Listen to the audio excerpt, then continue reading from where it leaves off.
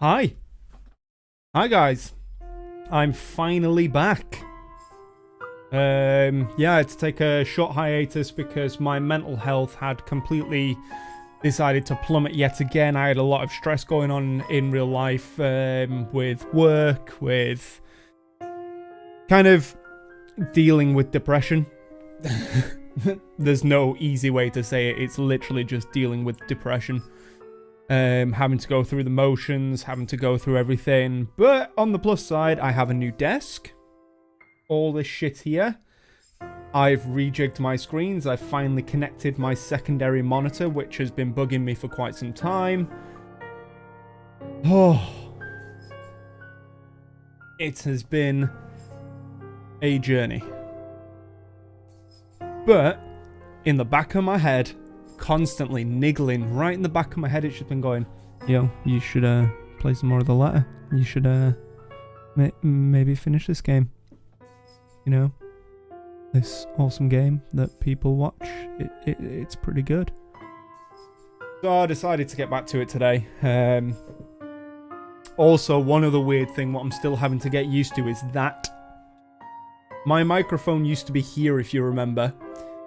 But with the new desk, I can't... The way it attaches to my desk, it clamps onto the side of the desk. So on my old desk, it wasn't as wide as this one, or as long as this one, in theory. So where it clipped on, the mic arm didn't have to stretch that far, and I could position it right in front of me.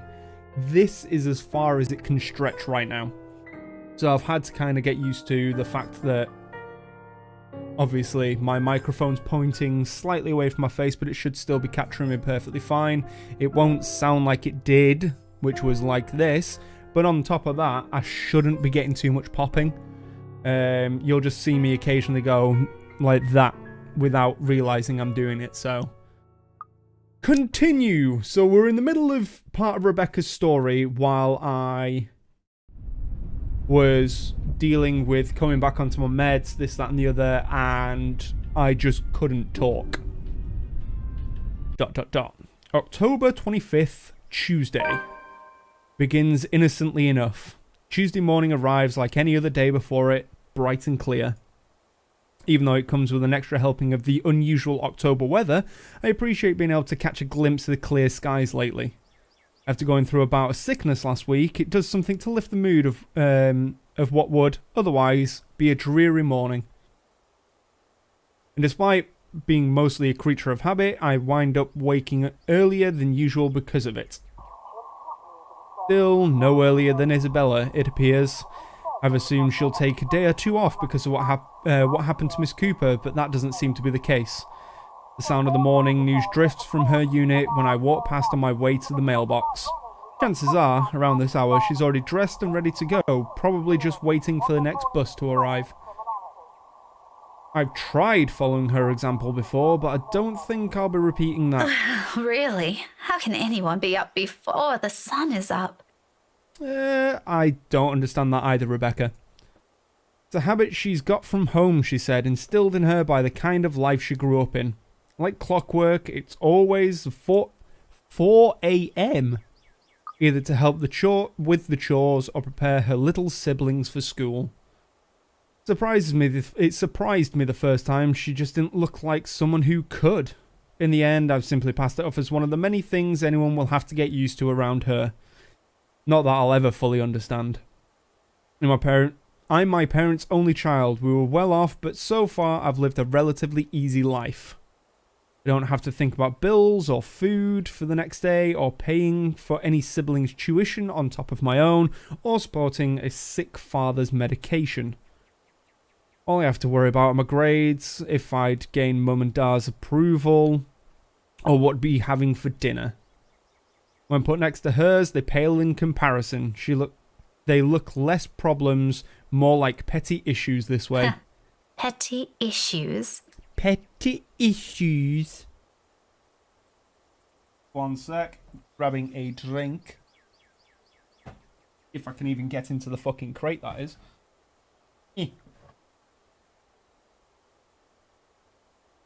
Yeah, all I've been doing while I've been offline, playing a shit ton of Overwatch. And I mean a shit ton. And basically just recording clips from it as something to kind of try and supplement my online presence while I wasn't online. Which so far I've only managed to do one edit, but I'm waiting to get another one done. But as unimportant as it all sounds, sometimes its ugly head rears at the most inappropriate moments. Sometimes they come through your mailbox in the form of a fancy-looking letter, pretty ribbons and all. Whoever sent this has spent silly money on the envelope alone. Verging on ridiculous, really. I can already imagine Isabella wrinkling her nose once she sees it, then she'll complain about the unnecessary expenses and rich people problems. I'm almost afraid to touch it myself. As if simply brushing a hand against its crisp surface will be enough to put a crease on it, and it'll be a terrible slight to the sender. But as extravagant as I find this, it isn't really the first time I've received one. Most of the time, it's not even for me, so who am I to complain? Either way, no look of surprise crosses my face once I flip over the envelope to see my parents' name written in neat script. Nothing new then. Their years at the academy naturally brought with it various connections, people from other fields, art, science, business, politics, you name it.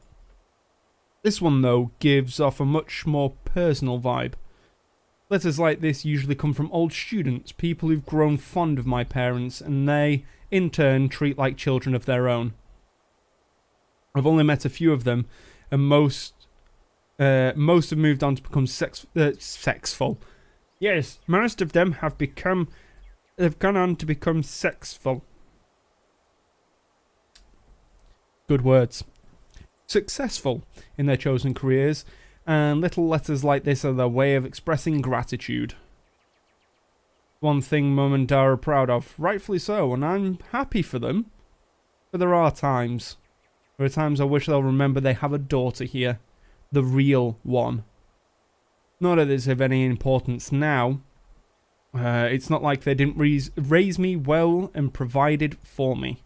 They did. I wouldn't be where I am now if it weren't for the hard work. And like a dutiful child, I do everything I can to give back. Even if it is a small thing as a letter, letting them know they've got another mail waiting for them. The phone rings for a good minute before someone answers. Mum, her voice as warm as I remember. Becca? Hi, Mum. How's the conference going? Well enough. Until your dad sprained his ankle. Oh no, is it bad? I'm alright. In case anyone in this family cares to listen, I'm alright. Very much alive, darling. And there you have it. He'll be up and walking in a few weeks, don't worry. We're going to have to extend our stay here until it heals, though. Is something the matter? Nothing big. Just that this mail arrived for you this morning. A lie. Thankfully, she doesn't notice. Although, if I'm to be honest, a small part of me yearns for her to do so and ask me about it, but I put down that idea almost as soon as it surfaces. I shouldn't make them fret, they're busy. What does it say? Raise your glasses, give cheers to the good times, blah, blah. Blah, blah. Becca manners. That isn't how I taught you to read. Sorry. You are cordially... it's an invitation, Mum, for a housewarming party. From, Hannah? Hannah? The name rings a bell, though at the moment I can't recall when or where I've heard it recently. It must be nothing too important if it didn't bother committing it to memory. There are a lot of Hannahs in the world, so who knows? Hannah. She also wrote you a note, Mum. It says you used to be her private tutor at the Evans mansion. Tutor? And that she misses you and would love to see you two again. This is definitely striking a nerve with Rebecca. It makes my heart clench to read another openly say those words to them, the same ones I want to tell them. I want to see you too.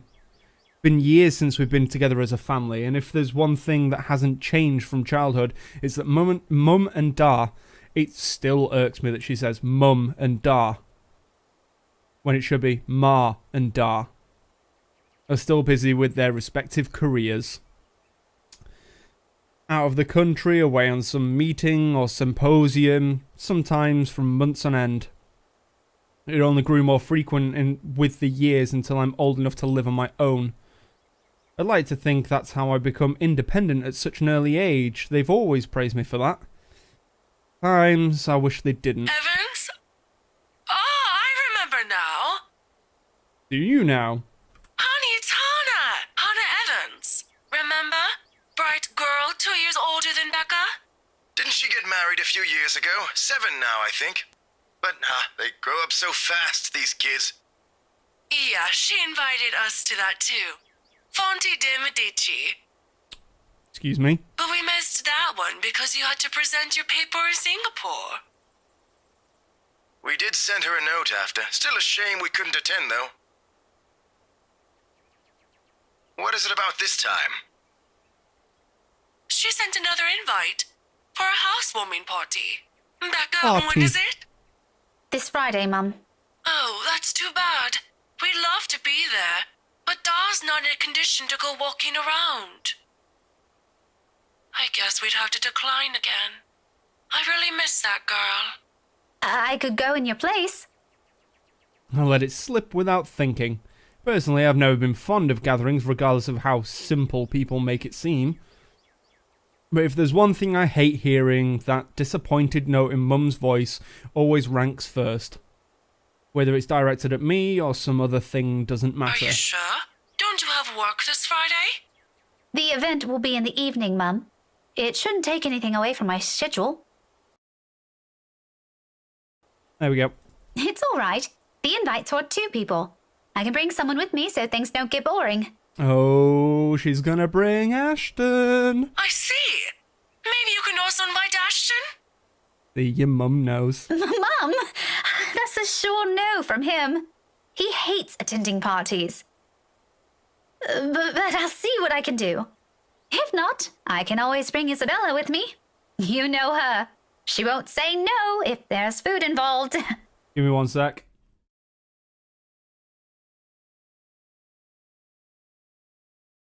I just realised I left something up what I shouldn't have.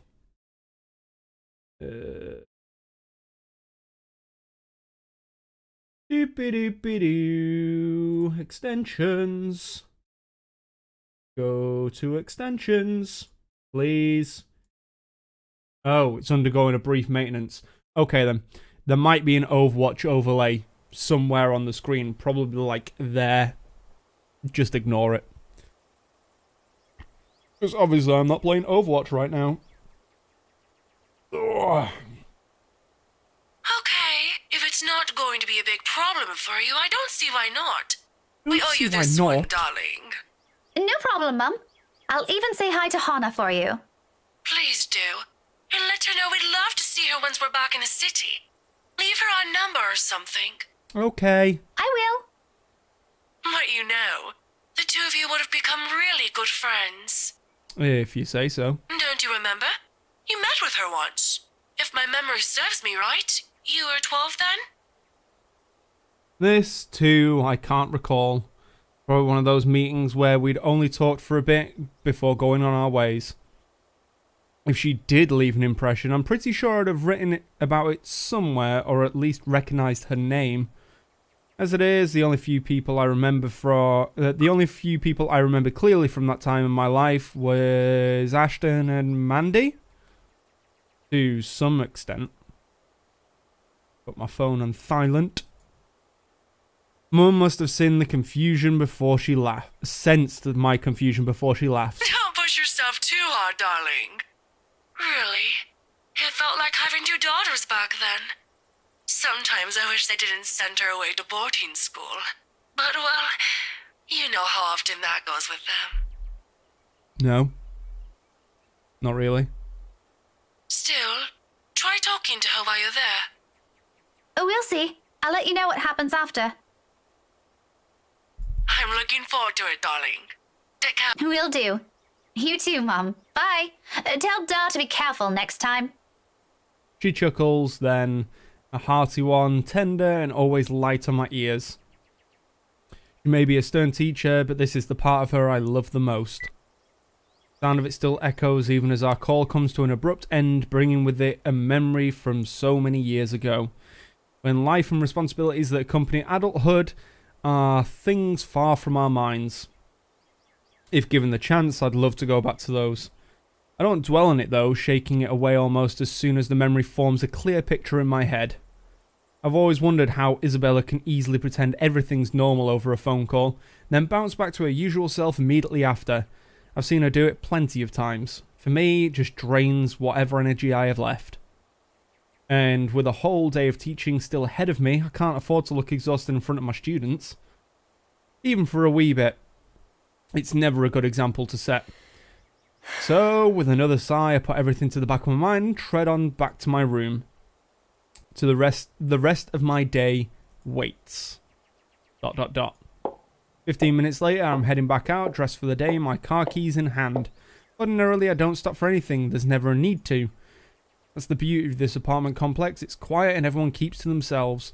No useless platitudes in the morning. No need to wear a smile on your face, lest other people are nosy enough to ask.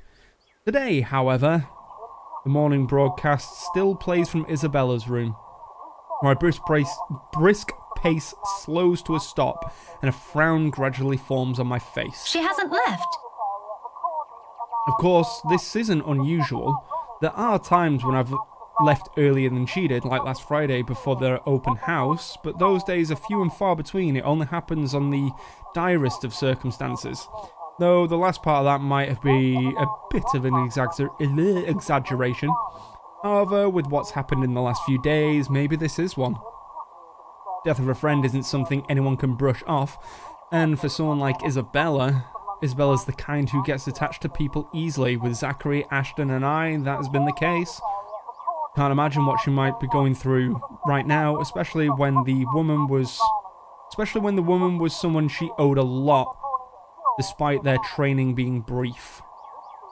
I've given her the space last night in difference, but perhaps today might be the proper time to check in on her. Oh, whatever. I've still got time anyway. Light steps, I move closer to her door, hand already poised to knock.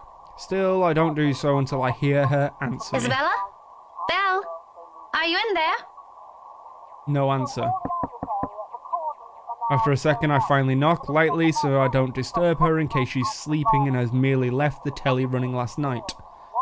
Never mind how she never lets that happen, ever.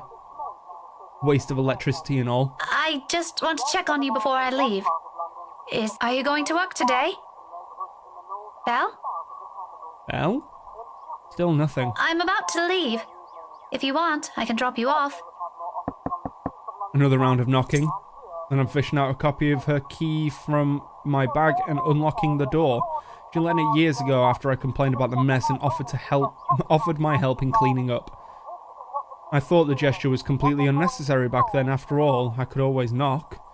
But she never did bother taking them from me. Always returning it or turning away from the conversation whenever I insisted. At one point, I simply stopped trying to hand it back to her. Isabella? I'm coming in, all right? Without waiting for an answer, I push the door open and step inside. Her unit's still a mess. Instant noodle cups on the table, a pile of clothes on one side, paper strewn about everywhere, and an unkempt bed among other things. This much is a given. Will always be a given. Been here several times already, and I still wonder how she can function like a human being with a place in this state. However, that's neither here nor there. I'm not sure what I'm expecting, but it's certainly not finding an empty flat. Granted, she could have left earlier, far earlier than usual. But she never ever leaves without making sure she's unplugged everything. That's something she doesn't forget to do. It doesn't help that her bathroom appears unused this morning. Another habit, and it can only mean she's not been here since. Last night? Perhaps even since the morning after Miss Cooper's death? Either idea doesn't sit well with me with the news we've been hearing The lately. authorities are still trying to find the cause of death for all the victims. Early investigation revealed most of them were employed under Briar Realty Corporation at the time of death. Meanwhile, BRC has refused to comment on this. I bet they've refused to comment. Gathering my wits, I immediately place a call to her mobile. It rings for a good minute, the sound a comfort in itself, but when another minute rolls by without her answering, well, I'm not a woman prone to panicking, sudden bouts of temper maybe, but never panic, despite how I may sound when I'm speaking. And when it ultimately goes straight to a voicemail, a sigh is the only thing I let out. The pause doesn't last long though. In the next moment, my fingers are already moving across the screen in search for the two people who might be able to help. Ashton's number I find first and dial, of course it is. Call it a habit, but even Isabella thinks he's dependable when the situation calls for it, despite how much they give each other grief. That already says a lot about him. Zachary, but around this hour he's probably still sleeping. If he has freelance work, it's very likely he's just gotten himself into bed. He's the last person I want to bother, if anything. The wait doesn't take long. Soon, a click, then Ashton's voice echoes through the receiver, rough and heavy with sleep. He never did grow fond of mornings. Becca? Christ, what time is it? What's Hi. up? Apparently it's 5 AM. Not you, apparently. Good one. Did you call us early just to make that joke? I'm going back to sleep. No, Ash, hold on. This is important. Becca, stakeout last night. Make this quick. I've still got a few hours before the chief bothers me. Sorry, I'll let you go back to sleep after. It's just that... Wait, you were on a stakeout last night? Did I say that? Shit. Well, you never meant to let that one slip, are you, Mr. Frey? Forget I said that. Forget I said anything. Forget we had this conversation. So, you have no idea? About what? Bell's missing. About what? I also have no idea why we're talking so early in the morning, so there's that. No, will you stop sleep talking or whatever for a second? Belle didn't come home last night. She's gone. Who? Isabella! Instead of an answer, a brief pause comes after, followed by something blunt and heavy hitting a hard surface and a string of rather colourful curses from him. The moment might have been one of the many things I'll keep to myself and remember fondly in the next few days, if things aren't the way they are. When he picks up again, there's no trace of sleep left in his voice. Say that again, from the top. Isabella's gone, Ash. She didn't come home last night. Her flat's empty. She left her telly running. You know she doesn't do that at... Okay, Becca, stop. Calm down first. You're starting to panic. I'm not! You are. Breathe. You definitOh. are, Becca. One person's not going to simply disappear like that. This is... Did you try calling her? Accidental What click. did you think is the first thing I did? Panic. She's not picking up. It went to her voicemail. How about Zach? Did you check with him? Not yet. I didn't want to bother him. You know he has trouble sleeping and all that. All right, I'll go ask Zach. I'll call you back. No, wait! He ends the call before I can utter a single word of protest. But for the first time since entering this room, tension is gone from my shoulders and my breathing has eased. The bed creaks as I sit down on it with a sigh, the telly still blares the same uninteresting news, and I'm surrounded by clutter. All the same, it feels strangely calm to be here without worry nagging at me. I'll have to apologise to Zachary later for sending Ashton his way this early, but for now, relying on the latter for this isn't the wrong choice. So what day is it today? The 25th. Isabella came at midnight, so she's there. This is the day when we force them to stop and have food. Cool. What was new in this? From Becca. Oh, yeah. Because we went to go watch Zach's film. There, yeah. It's just the day of the film. Right. It never will be. That's something I won't ever doubt in him, much like his promises. And true to his word, he calls back only a few minutes after the last one has ended. She's with Zach. Oh, I'm so glad to hear that. She could have at least sent a message last night. What are you, her mother? One thing to hear that from Isabella, but from Ashton? I don't want to hear anything like that from you. Oh, really? I'm serious.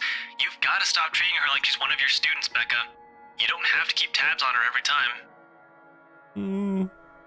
Last I checked, she's only 3 years younger than the two of us. That's almost a decade gap from those kids you're teaching, you know. Says the person who keeps calling her Scaredy Cat. That's Because he wants her. That's not related at all. Because he loves her. Anyway, I'll go check how she's doing. Don't stress yourself out. You go ahead to work. Wait, you? Don't you have a precinct to be at? Whatever happened to not treating her like one of my students? Because if anyone's going to ask me, I think you're doing the same thing. Jealousy rears its ugly head. No, give me 1 sec, I've got a phone call.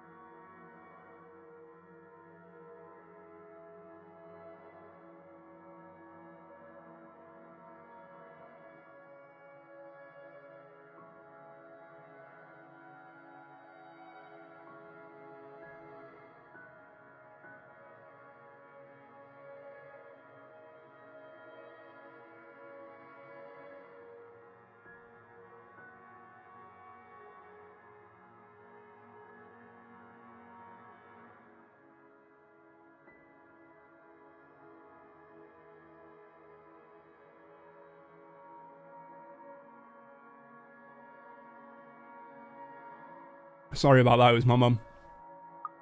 Zach said it's an emergency. Something happened last night. We, our toilet line decided to block. So we rang out. It's a rented place, first off. So usually this shit gets covered by landlord, landlady. But we thought if it's a cheap and like 2-minute repair, there's no point bothering her. Called someone out and they said, one, we're going to have to cut open the pipe. I was like, it's not my property, I'm going to have to tell the landlady. Second of all, they were quoting 250 quid to unblock my drain. No. Or, like, they even said, like, this is a very old house. So a lot of the old fittings for, like, the drain works and shit are very old and probably completely knackered. And they recommended a complete removal and replace of every pipe, basically. For the, like, toilet, shower, everything up in the bathroom. So for the meantime, we were having to use my mum's house, which luckily my mum only lives like 2 minutes away for like showers, general bodily functions. So she was just ringing to see whether we managed to get it unblocked today or not. And it's like, no, they were asking a lot of money. Oh, well. Emergency? An emergency? He didn't put it in those exact same words, but it sounded like it. Ash, what really happened? She's alright. She's safe. Zach let her stay the night after she... Look, okay. Z-Man wasn't clear about it, but let me handle this. I'll check on her. I'll bring her home. Sounds like a lie if I've ever heard one. The sort where he admits things people won't fret. And I'm not sure whether I should be happy he cares that much to do that. There shouldn't be a need for this between us, is there? We grew up together, didn't we? He knows I'm capable of at least hearing out the truth when it's not without it gnawing at me for the rest of the day. He knows me better than that. I know him better than that. Frankly, there's plenty of other things to say about this. But despite and after all the trouble he went through with how things are moving at the moment, only one thought occurs to me. What should I say?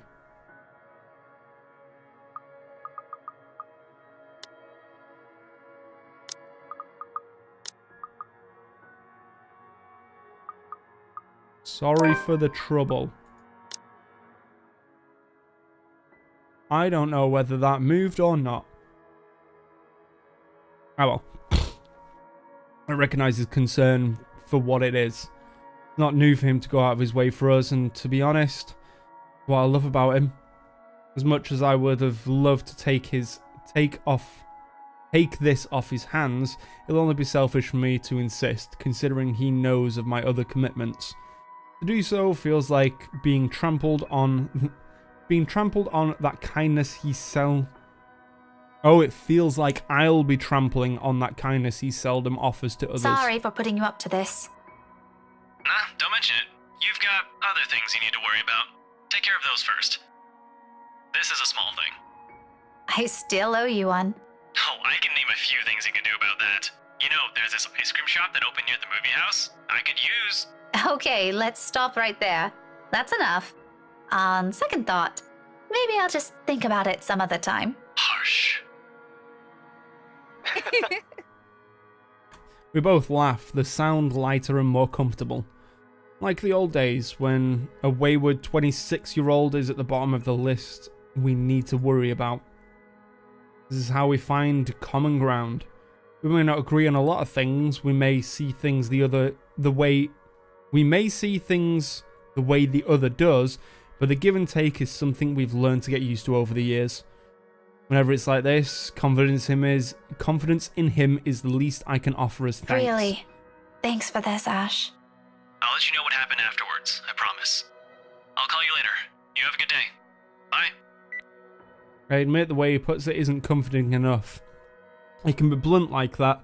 So many unknown variables, so many words left unsaid.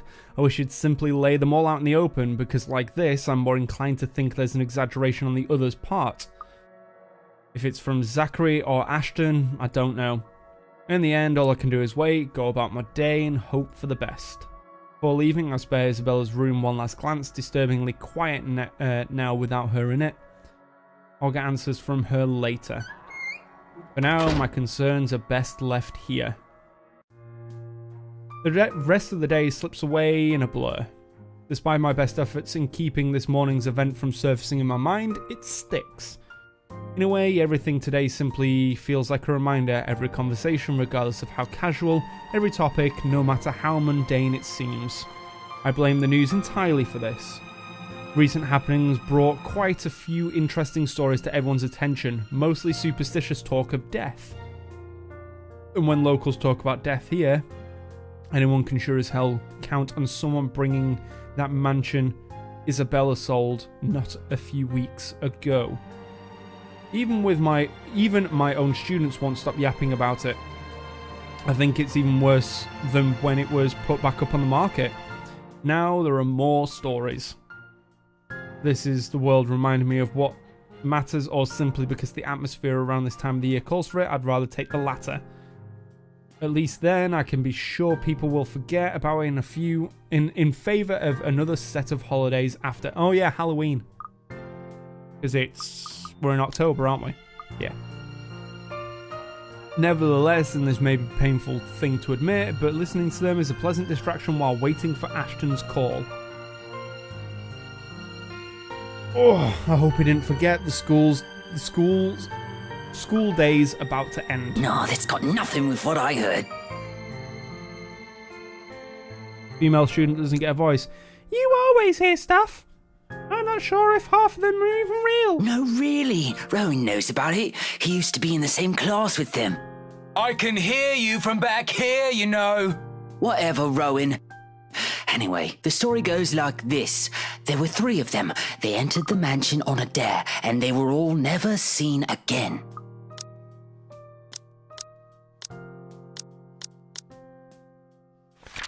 Where is it?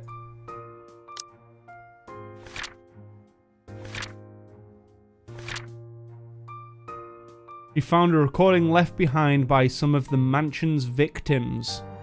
So they're talking about the 3 kids that we saw in the video. No one knows what happened to them. Up to this day. Scary shit, man. Scary shit, man. Cock and bull story. Calling it now. No, you don't get it. Why don't you ask Miss Gales then? Better yet, why don't you go inside the place? I'm betting my allowance you can't do it. Their talk immediately halts when I look up, all of them suddenly pretending to be engrossed in their current activity. Still, a word to put a stopper on to the nonsense is needed. Creativity and imagination fostered by these stories is one thing, but reckless ideas should be corrected before anything potentially tragic comes from it. Back to your worksheets, everyone. And I don't want to hear any talk of dares or going inside that mansion. It's private property now. You'd all better stay away from it before... At the noise, the whole lot of them go silent. You can almost hear a pin drop. The look on their faces would have made for a funny picture, but that's irrelevant at the moment. That's a student loitering about. Somebody's going to be in trouble. I'll be back. If you're done, you can leave your worksheets on my desk. Keep the noise to a minimum while I'm gone, okay? I can sense their eyes on me as I walk out the door. They're watching that booty. A muted kind of anticipation. A bit unnerving, but it's far more agreeable than the feeling of being watched I've endured these past few days. Class is still in session for most of the rooms. It's unnervingly quiet. I don't like it. Hold me. Please. In a few hours, once the final bell rings, however, this place will once again be filled with a busy chatter and footfalls, an everyday cycle in itself. But for the moment, I let the silence guide me, my ears focusing on whatever sounds there are or will be, searching for that distinct clanging of metal. A good minute passes, and for a portion of it, only my steps echo through the halls. And another. I'm about to turn around when the sound of it halts my footsteps. It's a little muffled and infrequent, but grows louder after each interval. with the hallway devoid of people. If I don't put a stop to it soon, it'll start to disturb the other classes still going on. Looking for it doesn't take long.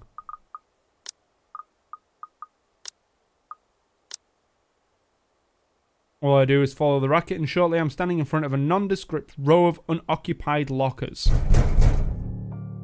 And from inside of them, sitting in the middle, comes the noise, annoyingly disruptive now that I'm facing it.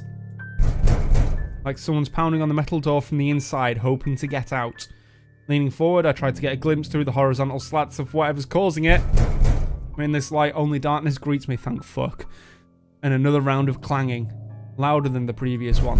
More desperate. I've heard stories before from other schools, from a few colleagues who've had to deal with this once or twice.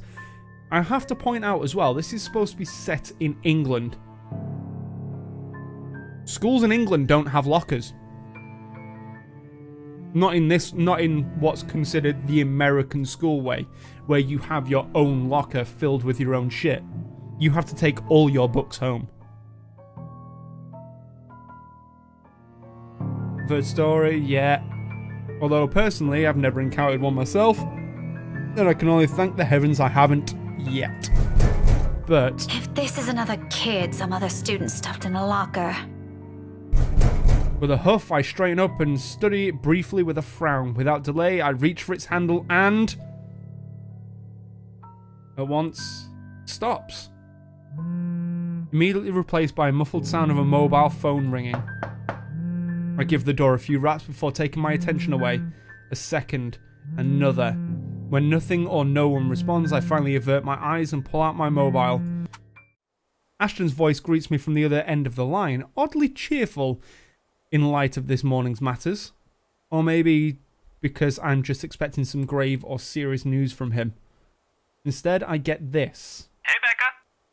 Well, you sound happy. Where's the spoop? You built up all that suspense for a spoop and it's not even here. It's gonna happen without us knowing. Yeah. I do? My voice still sounds the same to me. It's because you spent the day with Isabella.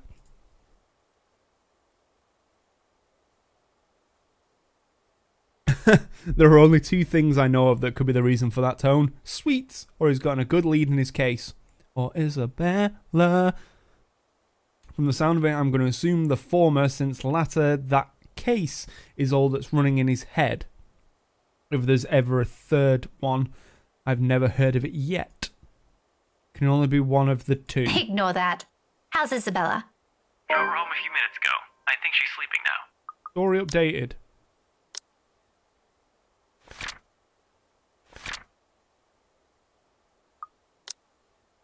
Sorry this took a while. Z-Man gave us the puppy eyes after we tried to leave. Had some food prepared for us, apparently. We didn't have the heart to say no. That's all right. Is she okay now? I'm not really sure. She didn't say anything to Zach, but she mentioned a plan to take a few days off from work. Oh, I think she's earned it. It was a passing comment before I left her, so I didn't get to ask. Must be because of Rose's death. Sorry. Could be. It doesn't seem like it from Zach's story, though. He said she was shaking when she got there. Really? Shaking? The word triggers a memory from 3 days ago on the way home from her little treat. After she sold the mansion, I didn't think much of it at the time, but I won't lie, it scared. Oh! Terrified look. 3 days ago. 1, 2, 3. This is the one where she saw her in the mirror. Yeah. In the shop window, even. Becca? Still there? Yeah, I just remembered something. Sorry, don't mind me. Look, if you can talk to her, get the story out of her. That would be great.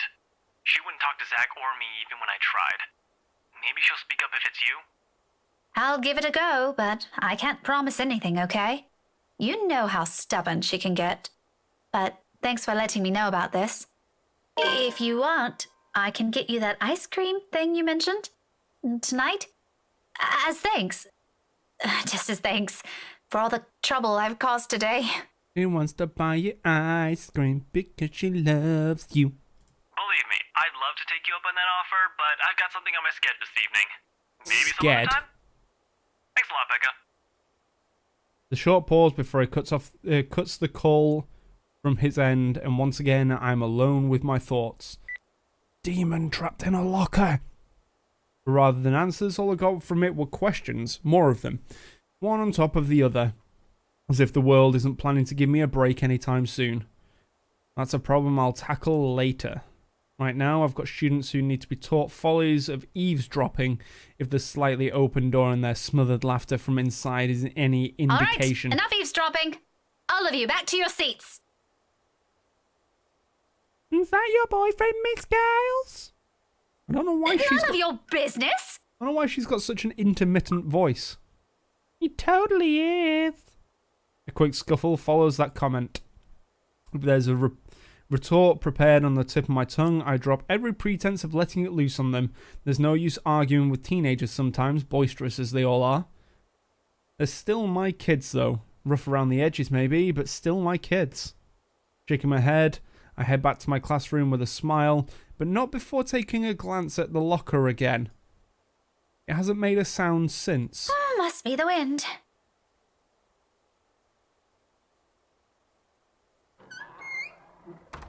So without another look, I leave it alone.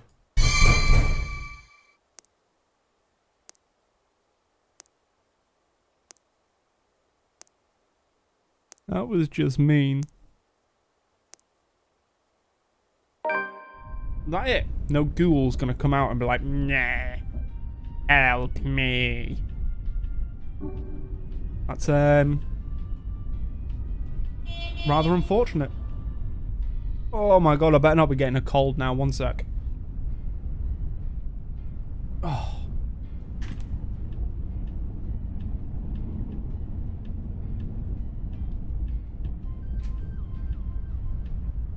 Luckily, I have some meds. Very handy for any occasions like this because I'm very prone to having colds. Blib. These horrible, vile, bright orange tablets. It's like shit.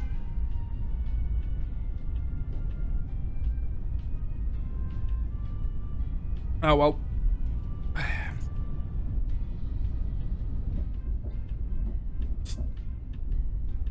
I'm back. All in all, the entire school day ends without a hitch. Could have gone better, mind you, but with the exams nearing, getting out of work before the sun has set looks as though it's a far-off dream for now. At least until they're over. Then we have the holidays to look forward to. There really are times when you simply take what you can get for the time being. Nothing wrong with that. All I'm hoping for is this will continue until the whole day ends. There's still that promise I made to Ashton, and frankly the idea alone doesn't sound good. If Isabella doesn't talk to them, what makes them think she'll talk to me? It's not like there's a hierarchy, is there? Just because I can handle Isabella's childish tendencies doesn't mean I can do it all the time. Really, those two give me too much credit. Nevertheless, I keep my fingers crossed, if only because I'm worried about her. And both Zachary and Ashton deem it important that somebody get the story out of her. Here's to hoping it's nothing to do with the letter again. I understand if she feels a bit stressed lately, but keeping that story going on for more than a week is... it's bound to get tiring at a point. Seriously, I merely don't want this to end in another argument. God willing, the cafe's special will help smoothen things out. After all, it's always been food with her. Or money. But mostly food. At this hour, the cafe is usually filled to the brim with people. The reason Isabella and I rarely ever go here during the evenings. It's simply too much hassle when we can prepare food ourselves in the comfort of our own homes, and there really isn't much reason to eat out lately.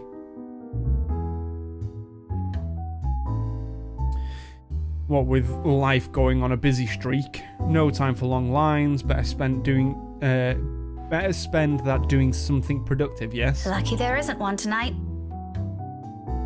Only a few people are idling around the counter. 4 of them, in fact, a woman in her 60s and a teenager busy with his phone. Both are just waiting to be served their orders. The other 2, a posh-looking man and a child who I immediately recognise as Kylie, Demon Child, appear to have not yet picked anything they want. And for some reason, my stare lingers at the guy. Though dressed relatively well and looks harmless, I haven't seen him around these parts before. Someone new in the neighbourhood, perhaps? Even so, there's something familiar in him. It feels like I've seen him somewhere before. It also begs the question of why Kylie's with him. Of course, the girl easily takes a liking to anyone who buys the sweets, so it's both a bit worrisome and unsurprising. The blonde bloke doesn't look particularly thrilled with the company, though. I'll tear my eyes away from them soon enough once the guy at the counter appears, ready to take my order. That, and I'd also hate to be accused of oogling strangers. 2, evening special, takeout. He's already punching the order before I even finish. Saying my order out loud is really more of a formality's sake and made out of a habit. He has known Isabella and I long enough that if we ever drop by, he already knows it's always because I'm buying dinner for the 2 of us. I rarely visit here alone if I can help it, but Isabella can sometimes be a bad influence. He gives me a small smile before leaving to prepare my order while I fish for my wallet when... Look, you little ankle biter. If I buy you the biggest parfait they have, will you please behave? Oh, Luke. I would just like 10 minutes of peace and quiet. You said you'll get me some bread pudding this time. Yeah, well, darling, they said they ran out of it. Yeah, try saying that to another child. Just pick another one so we can be on our way. Their parfait doesn't look as cute as the one my mom bought me. Parfait is just ice cream, sweetheart. It'll melt no matter how dainty it appears. In the end, it'll all look like an ugly puddle. Now come on, just pick one. It could even be the most expensive one on that list. I don't give a shit. I don't care. Oh, what I would give for someone to buy you off my hands right now. What? My whole attention instantly snaps back to them and their conversation. Jumping to conclusions is something I'm particularly fond of, especially when all I have are baseless assumptions, but you can't really trust a stranger these days. No one around the cafe seems to have noticed his words either. Very suspicious words. Still, I don't move. Yet. My hand has already shifted from my wallet to the book I'm carrying. The hardbound textbook looks harmless, but if the situation calls for it, it might be a good, deadly weapon. Might. I haven't got the chance to try it anyway so far. Today could be the day. But you promised. Look, if you don't want a parfait, how about How about a banoffee pie? I'm sure it'll taste just as good as any other bread pudding. banoffee pie? I'll even buy you the entire tray. How does that sound? That's not what you said before. Well, sweetheart, adults change their minds sometimes. You said if I come with you, you'll buy me a bread pudding, and I did, and now you won't keep your promise. I want to go home. I miss my mom. No, darling, if I remember correctly, and I have a good memory, honey. What I said was, if you come quietly with me, I might buy you one. The quiet part didn't happen. Though now that I'm sober, I think this is a bad idea. I should just ship you someplace else for that peace and quiet. Oh, that's it. No hesitation. In a few paces, he's within my reach, and without warning, I'm slamming the flat area of the book against his skull. Ow! That's satisfying. That's very satisfying. There's a cry of pain, followed by him instantly crouching down, hands nursing the sore spot. Oh, poor baby's got a boo-boo. Almost comically, if this were a different situation and the safety of St. Goretti's student isn't at stake, I'll probably feel sorry for him. I mean, has anyone seen how thick this book is? Get behind me, Kylie. Miss Pink!